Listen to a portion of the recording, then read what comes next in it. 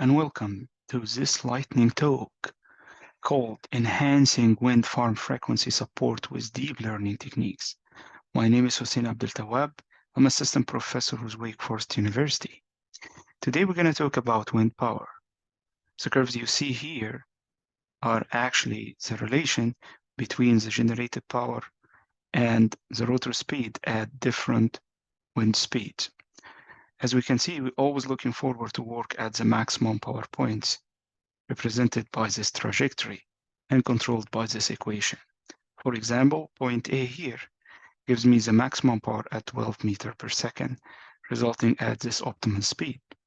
However, sometimes we may work at suboptimal point like point B by changing the pitch control, and by this way, we can actually have some power reserve. The power reserve is a percentage of the maximum power, usually around 5 to 15%. Another technique is working at another point, like point C, and that's possible by changing the rotor speed control. By this way, we can get more kinetic energy out of the wind turbine. Okay, so this power reserve can be actually used to compensate for any disturbance in the power system. By this way, we can improve the frequency deviation in steady state and transient response.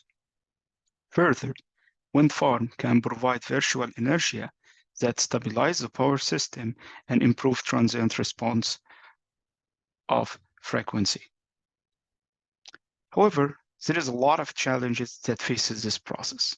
The first challenge is that frequency support doesn't happen instantaneously, and there are different services that take some time to happen. For example, virtual inertia takes around 1 second to 5 seconds to improve transient response of frequency deviation. Primary frequency response is the process to adjust the short-term steady-state frequency, and it can take up to 1 minute. Finally, secondary frequency response is a long-term steady-state improvement for transient response and can take up to 20 minutes.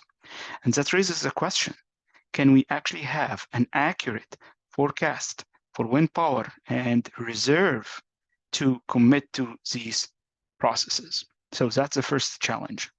Second challenge is forecasting generated power for a single turbine can be easy. However, for a wind farm, this is a challenging process. And one reason is the wake effect, where the upstream wind turbine extract most of the energy and affecting the downstream turbines.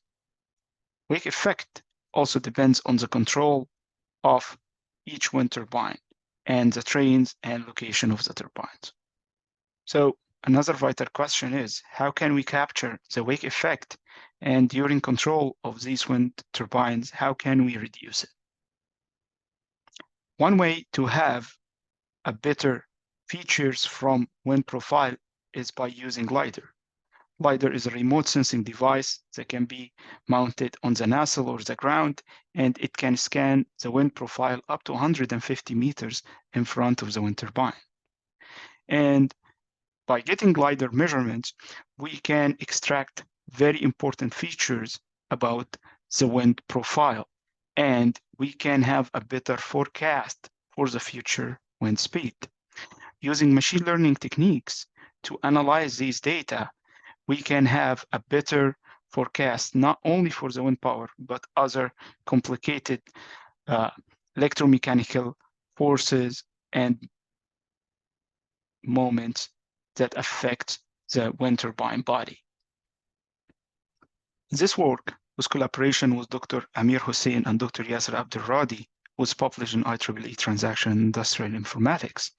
And in this work, a deep neural network is used to forecast the wind power and the fatigue load that affects wind turbine. As we can see, we have two sets of data.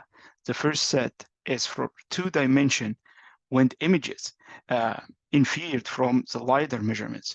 The second one is a regular time series coming from a single point wind measurement.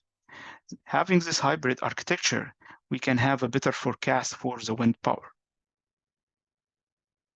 As we can see here, we have a very small forecasting error when we're using LiDAR deep learning network, and the average error was about 2%. However, power forecasting without LiDAR, in some cases, we have severe error.